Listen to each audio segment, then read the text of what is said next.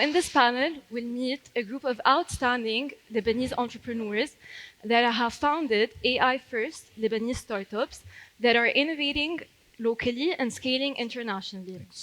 Each operates in a different industry, yet they're all united by one ambition, which is to prove that world-class AI can be built right here in Lebanon. So we'll be hearing today from Ziad Jraijiri, founder of Orion, reimagining aviation safety and runway monitoring using AI. Roy Balade, founder at Ken's, using AI to simplify and accelerate the hiring process and to make recruitment more accessible for both employers and candidates alike. Ilyas Bustani, founder at Method, helping organizations harness the power of AI to enhance performance, optimize workflows, and streamline operations and unlock new levels of efficiency and insights. Rani Sadir, Chief Legal Innovation Officer at Sadir Group and co-founder of Latron, an AI-powered legal platform that transforms over a century of legal data into intelligent tools that deliver insights and streamline workflows for lawyers and institutions in the MENA region. And last but not least, Anas Khattar, founder of Digico Solutions, an AWS advanced consulting partner, helping organizations across the Europe, Middle East, and Africa modernize their systems through secure, scalable, and intelligent AI transformation. So it would be great to start here to get a sense of how you came up with the idea and started your companies. So Elias, starting with you. Method started in Lebanon with the ambition of building world-class AI products. So what inspired the creation of the company and how did the early vision take shape? Not really.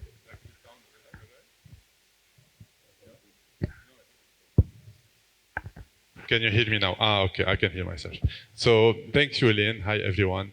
So what we mainly do is working with investment companies in order to automate their workflows from the moment where they source the startups until the moment where they do the due diligence and finally they do the scoring. And the idea came, to your question, it came from the problem, of course, and being before the chief operating officer at WAMDA and having also helped set up the AUB Innovation Park, this is where I saw firsthand the problem of how much pipeline companies receive and VCs receive, so it is in the thousands, and how much repetitive work is involved until we filter out from the thousands of inbound companies to the very few, less than 1% that we end up investing in.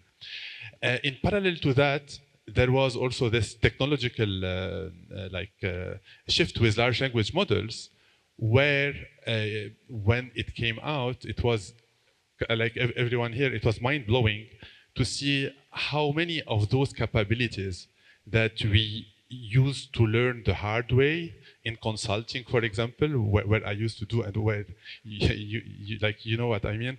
It's so hard to learn how to do structuring, how to put the right wording, how to do research in a way that is relevant to business. And now all of this is commoditized if used properly in a way. So joining the problem and the solution was the spark of how we started this. Absolutely. And moving on to you, Ziad. So how does Orion use AI to transform runway and airfield monitoring? And what impact does this have on aviation safety? So for the aviation geeks in the room, airports are split into two parts. I know you're one, you're looking at me. So you have the passenger side, which is everything we experience when we go through the airport. And there's the air side, which is everything that the plane experiences from the moment it lands up until it takes off again. So when governments think about expanding airports, they think about maximizing number of travelers going through these airports. But in reality, the back end that's supporting all of this is the air side. So that's runways and taxiways. And there's tons of manual inspection that takes place over there. So what we do at Orion was a vision of developing AI, computer vision-based solutions to not just detect those risks on the runways, but also digitize the reporting mechanism and offer airports the capability to predict risks ahead of time. So just a quick figure, London Heathrow, for example, makes £100,000 in landing fees per hour. So imagine if you open up the space for them to have more planes land, that's around savings of thousands of pounds per day. And that's what we're focused on. Absolutely, there is no doubt. So, moving on to you, Rohit, you've chosen to apply AI to one of the most human centric fields, which is hiring. So, what drew you to this sector in particular, and what did you see that made you believe it was ready for this kind of AI reinvention, let's call it? Most of us in the AI field are attempting to reach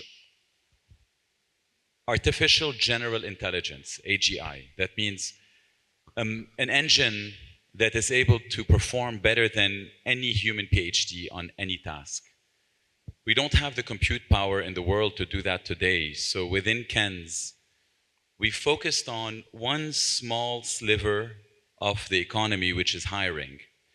And we've built an AI engine that can do every piece of recruiting without a recruiter having to recruit.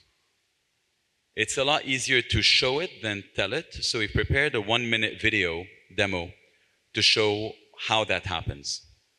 KENS makes hiring as simple as ordering an Uber. Just tell it who you need, your budget, and when. Then watch the magic happen. In minutes, KENS crafts the perfect job description and publishes it across 20 platforms. While you sleep, it sources candidates, creates custom assessments, and evaluates every response. You wake up with your top 3 candidates vetted, scored, and scheduled. KENS even arms you with interview questions that actually predict success. But here's what makes KENS different.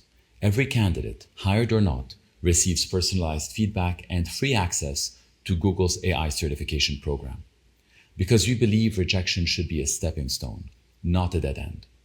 That's why 1 million job seekers have chosen KENS, and why forward-thinking companies save 80% of their hiring time. KENS is where AI doesn't replace human connection, it amplifies it.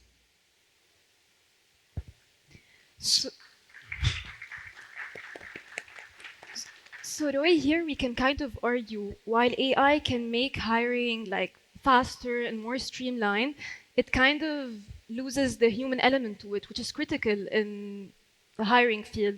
So how do you strike the right balance between AI-driven automation and human curation? Imagine if you were trying to hire someone and you get 500 applicants.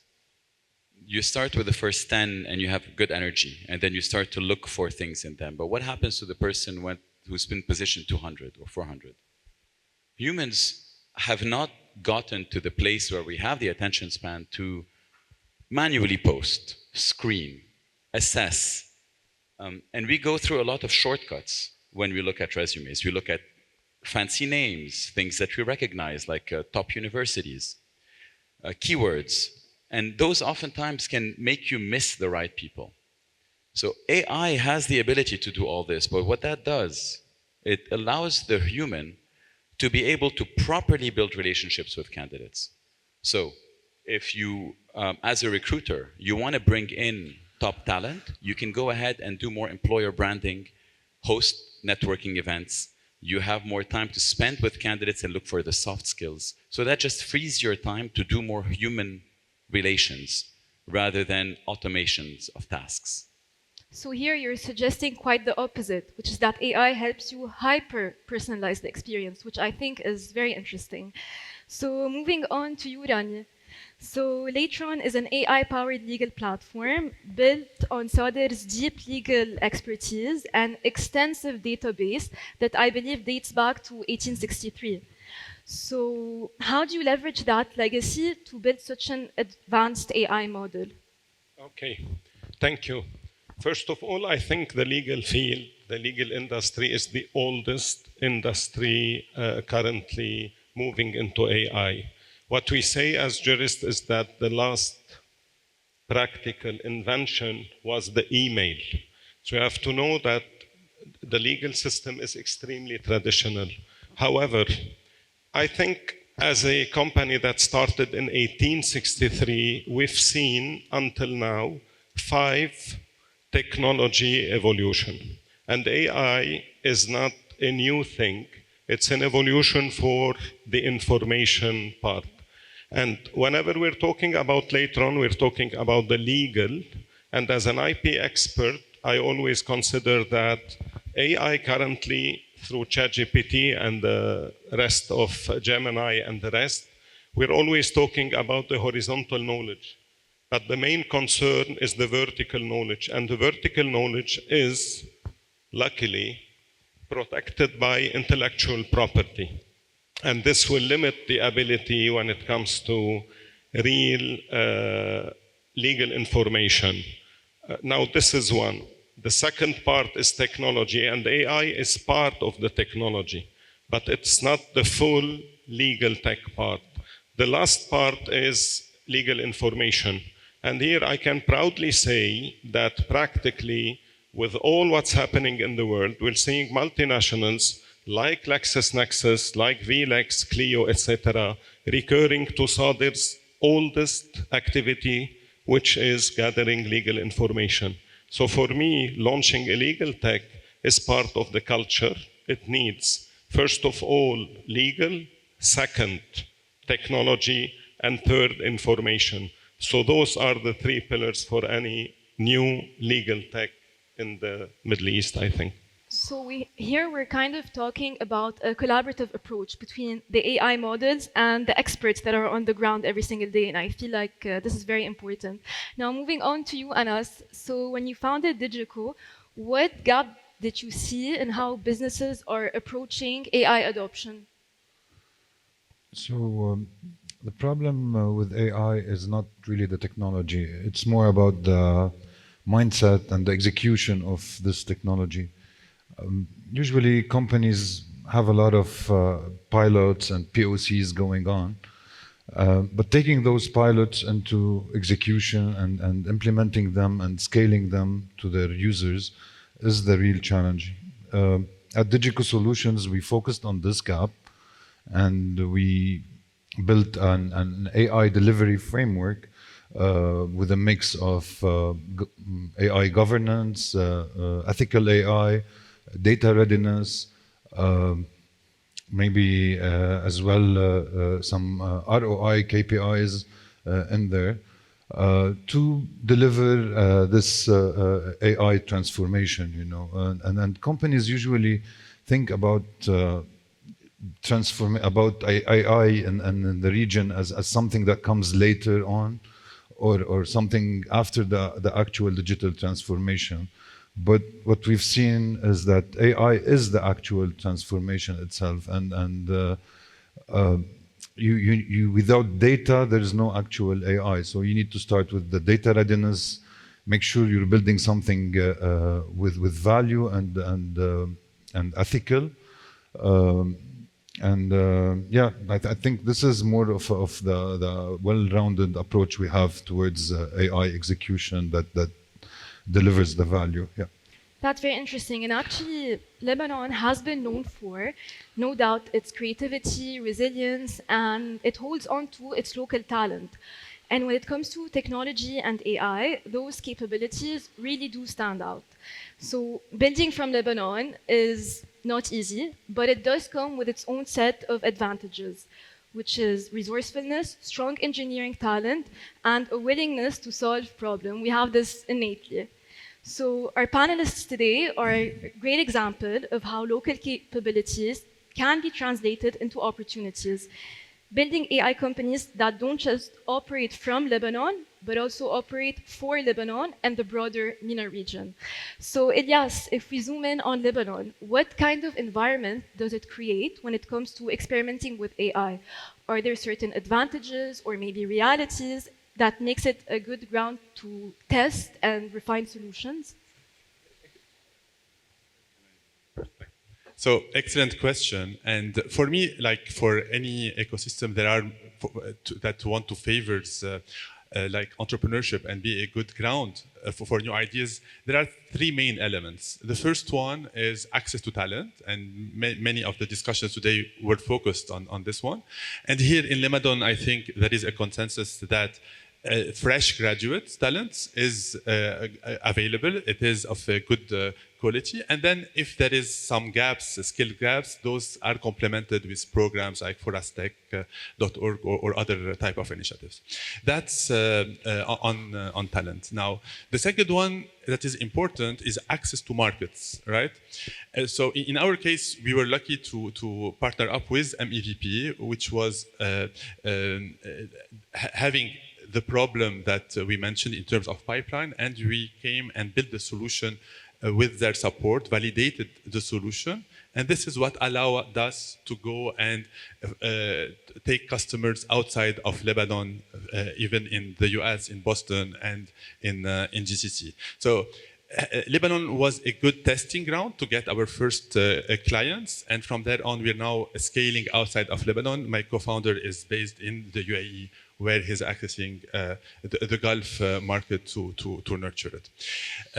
The third element is access to funding. Now, this one is not available as much as we would want, of course, but currently with AI, doing bootstrapping can take you much further away than it would have been before that. So by bootstrapping, we're able to go further in our revenue milestones and then attract the attention of regional VCs or investors in case that's needed to scale our effort further.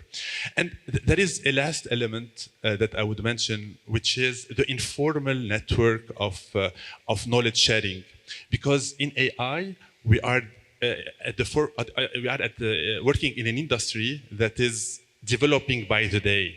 Like when we give trainings on AI, they're obsolete by the next day, right?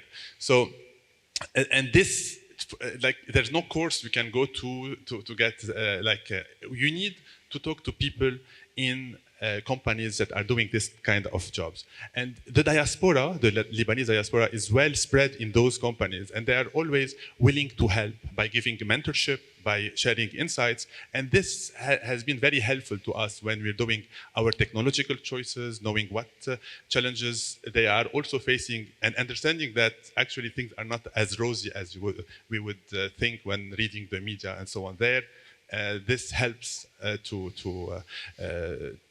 go further. So I would definitely advise to tap into those networks of expats, Lebanese expats out there that are willing to contribute back to. So absolutely, Elias, these are very valid points, and that any founder could relate to, not just an AI founder, any Lebanese founder operating right here from Lebanon.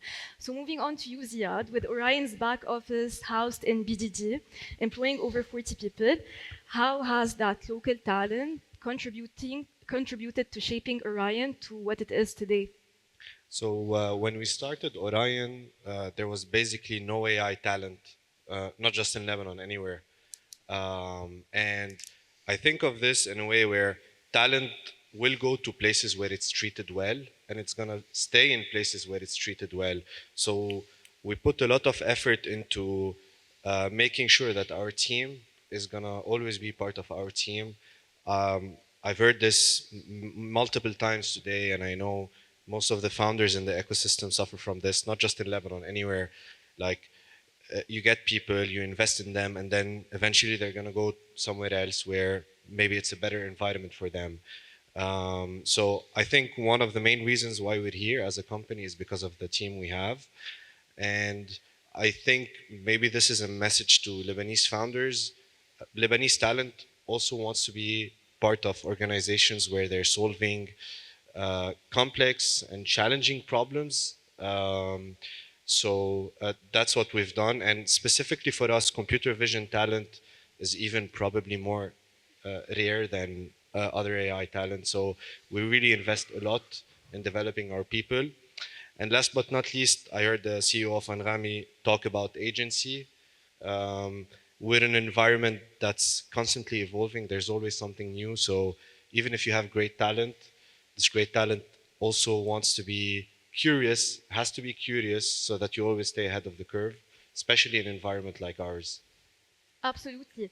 So moving on to you, Anas, with a team of 20 engineers based in Lebanon, what advantages have you found in building an AI team here, and how do you compete globally from the heart of Beirut? Sorry, can you come again? Yes, of course. So, with a team of 20 engineers being based here in Beirut, what advantages have you found in operating here from the heart of Beirut and then scaling regionally and globally? It's actually an advantage and a pleasure to operate out of Beirut, you know. Let me tell you a story. Back in 2014, I went to Web Summit and it was still back in Dublin. And I came back and I met Walid, Mr. Walid, and I was telling him, you know, look at all those engineers, startups coming to Dublin and showcasing their startups. And we wish we can have something like this here in Lebanon. And Walid was like, you know, we're Phoenicians, you know, we disrupted the whole Mediterranean. We have this in our DNA, we're traders. So we definitely have it in us, you know, to make sure. And you can also look at other aspects, you know, like the culture, the cuisine. You cannot find a hotel in all the GCC that doesn't have a Lebanese restaurant over there, or even music. So we're very good at this. You know, our engineers are client facing. They have high levels of empathy. They're multilingual. So yeah, it was actually an advantage for us. We have you know, the resiliency DNA built in, of course, but also we have the talent and we have the right skills, you know, to flourish on a global scale. So yeah, that's like in a nutshell, you know. Of course, it's a combination of both. And moving on to you, Roy, so more on the topic of building for Lebanon. So, in what ways can AI make it easier for recruiters abroad to identify top Lebanese talent, and how is your platform doing that?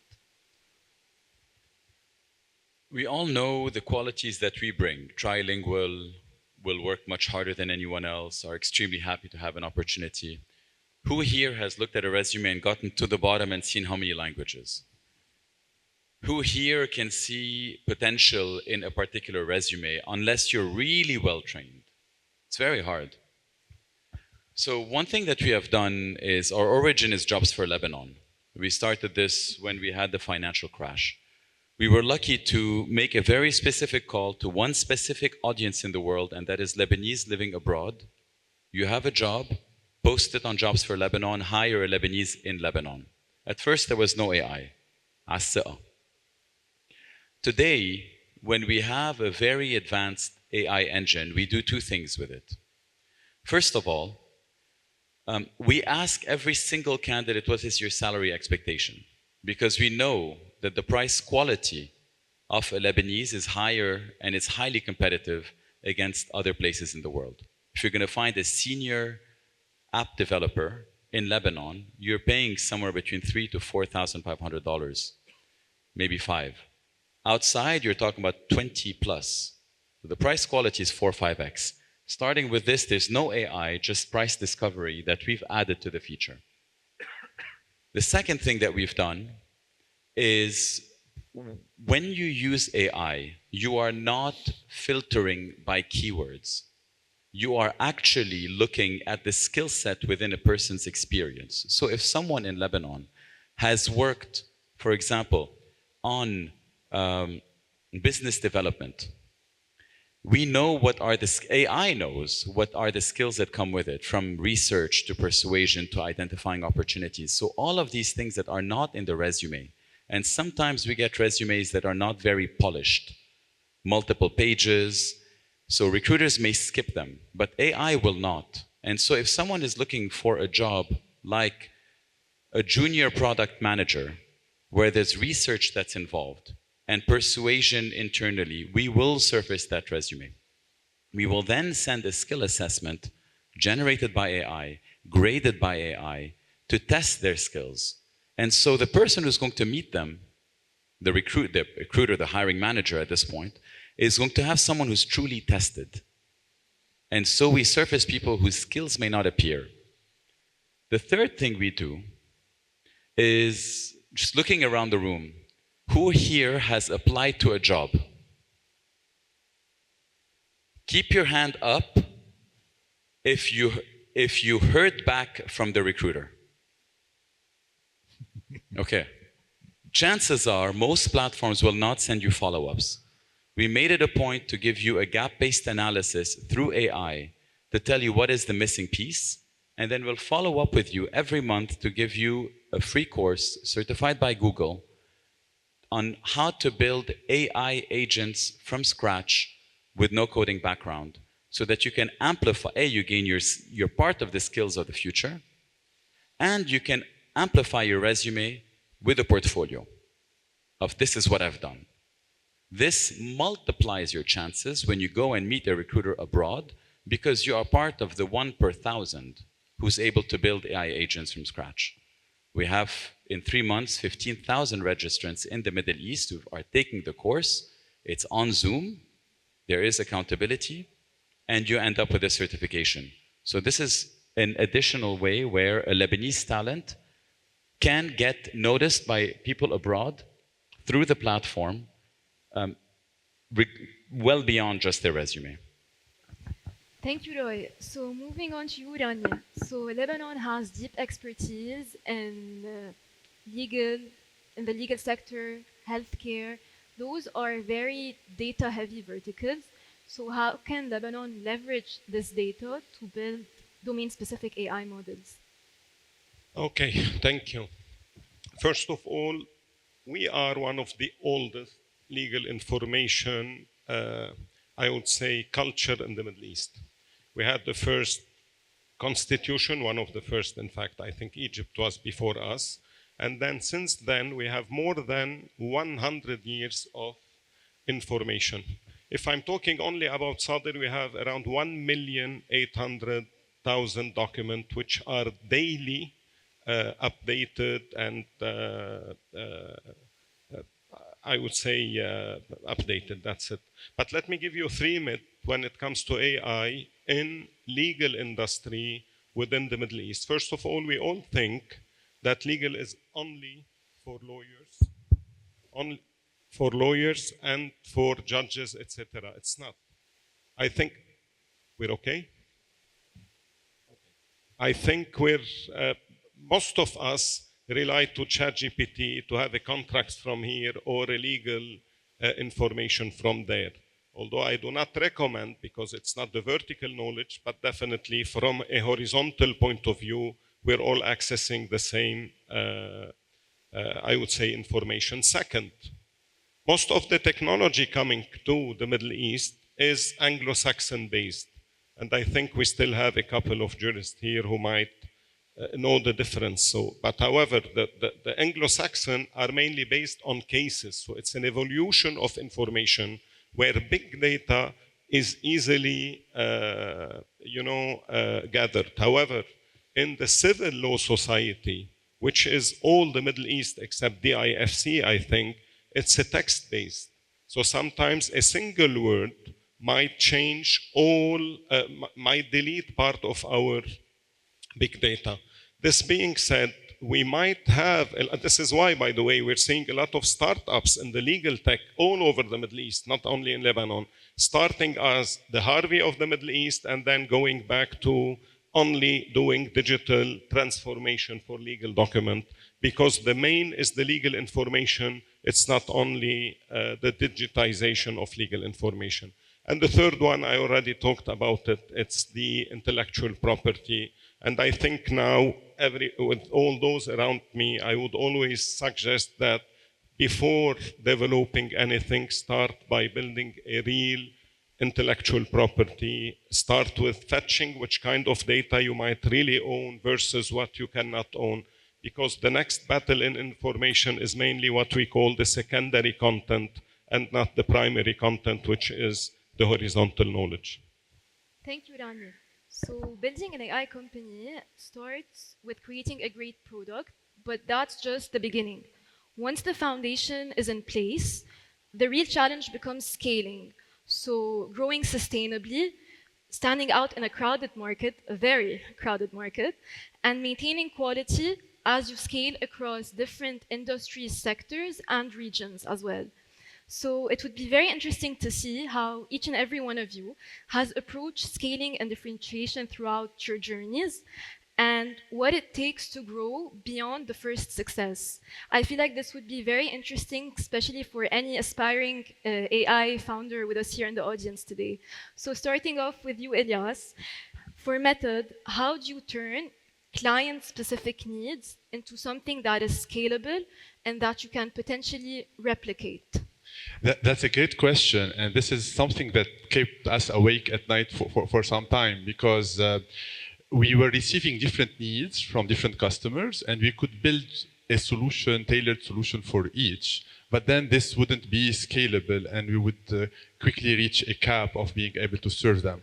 So that's one end of the spectrum. And the other end of the spectrum is to build a product for a very niche ICP like seed VC funds, right? But here, we wouldn't have a big enough market.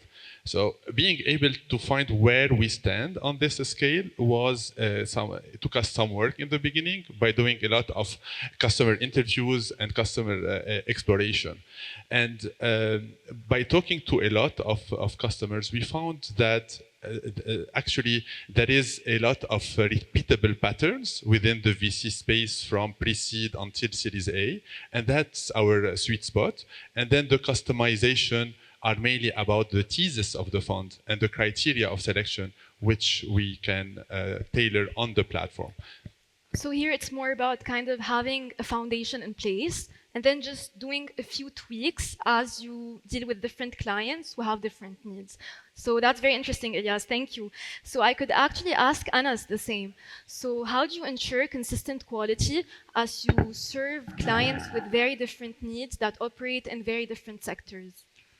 So you need to start with you need to have a balance between a standard approach and the flexible approach, and we built this framework where we set the basics in place, you know, as I mentioned before, and this leaves a lot of space for creativity. You know, once you set in you start with the security, then you go into the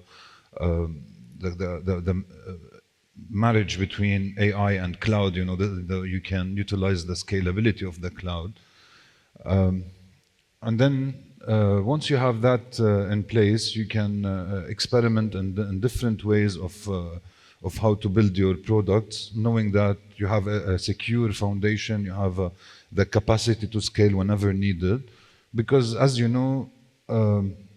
It's all about trying, failing. Even when you go to production and scale, you still have to go back to the drawing board once in a while and try to think of things from scratch. So here it's kind of going back and forth, and even sometimes I would assume that by the time you would be serving another client a solution that you would have provided to a previous client, some things would have changed and evolved in the AI landscape. So it's constantly changing. There is something also in it's called an ML ops pipeline. You know, so it's actually a pipeline of innovation where you keep evolving your models, you keep evolving your applications in the same way, and this makes you kind of scale proof, if you want to put it in that way, under the umbrella of the cloud. You know, yeah. Thank you, Anas. So Ziad, back to you. So you're operating in a very heavily regulated industry. So how did Orion navigate aviation's heavy regulations to secure contracts with leading airports around the world? This is a great point. I think the aviation industry is one of the hardest industries to innovate because the baseline you need to have in order to innovate is quite high, which repels founders, sales cycles as well. And on top of that is regulations, obviously for maybe good reasons, such as safety and security. For us, we started the company a couple of months before COVID, and then we had the pandemic, which basically meant our market was frozen. And the worst thing that was supposed to be COVID turned out to be the best thing for us because COVID, in my opinion, changed the mindset in which the industry operates. And now there's like a realization and understanding in the industry that should something like COVID happen again, the only way to survive this is through technology. So now you see like in big airport networks, you have innovation managers or innovation partners that we're targeting. And then the second point was we spent the first couple of months of building Orion understanding regulations in order to navigate them and make sure the way we build the product and the way we design the concepts of it was to build trust with the human being that's going to be operating it. So yeah, that's it. And last but not least, I think we also put some nice effort into working with regulators, so the FAA and EASA, just trying to swim a bit more upstream. Yeah. Yeah, Thank you. and how very Lebanese of you to turn such a downtime like crisis to, COVID into an yeah. opportunity. So everyone can relate to that. So moving on to you, Roy, your platform is up against giants like LinkedIn, and you're doing it with an AI-powered model. So how do you set yourselves apart, and what can other AI founders with us here today learn from your approach to competing with very well-established platforms? AI is not about incremental improvements, about building a faster horse. AI has the ability to allow you to build a rocket ship. If we were to play in LinkedIn's game, we would die. But LinkedIn is talking to recruiters. Recruiter System Connect is their main platform, right? AI makes it such that you can recruit without recruiting. This means that in the world of hiring, recruiters are just a small proportion of the workforce. But those who are actually hiring are the hiring managers. And now you're looking at a pie that's 10, 20x that size. Hiring managers have no patience to do recruiting tasks, log in, post, check the candidates, do any of these things, do a screening interview. There is no other platform today that allows a hiring manager to hire without having to do any of the recruiting tasks. And therefore, they have to call the recruiter to do their work. And that's where all recruiters are on LinkedIn. Our proposition is different. You can hire like you're ordering an Uber. You don't need to do anything but say who you want to meet, when you'll meet them, what's your budget, and then we block your calendar. You like that the first time? Then you just tell the recruiter, okay, these are the candidates I want, go ahead and hire them, and let's move forward to the onboarding and payroll. So that's the one way in which we can address an audience, the 90% of the actual hirers that are not recruiters. The second thing that we do is we give feedback to every single job applicant, and custom feedback through AI. And on top of it, we offer the AI courses. So what happens when the 1 million people who are signed up on Ken's start to become AI experts? Now all of a sudden you have a different workforce that is, if you want to hire someone who is AI enabled to work in your marketing function, your finance function, your legal function, your product function, then you might start to think about the workforce at Ken's. And that's how we differentiate ourselves with the candidate experience as well. So our time is up, but a final question to you, Rani. So beyond legal research, what impact do you envision later on will have on access to justice and knowledge systems in the region? I think, in a nutshell, a full legal ecosystem, practically with zero hallucination. And just for you to know, did you ever hear that a possible AI legal engine might have zero hallucination? Practically, this is what Latran is. And legal is all about trust.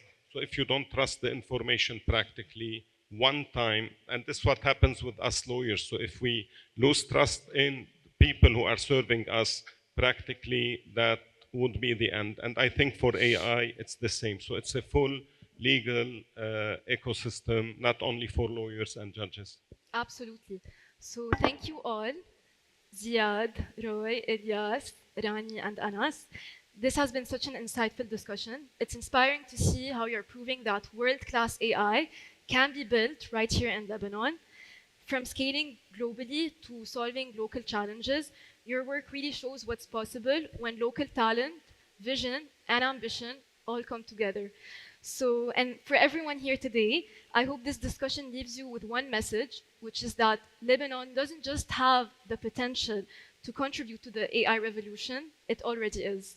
Thank you, everyone. Thank you, Lynn. Thank you.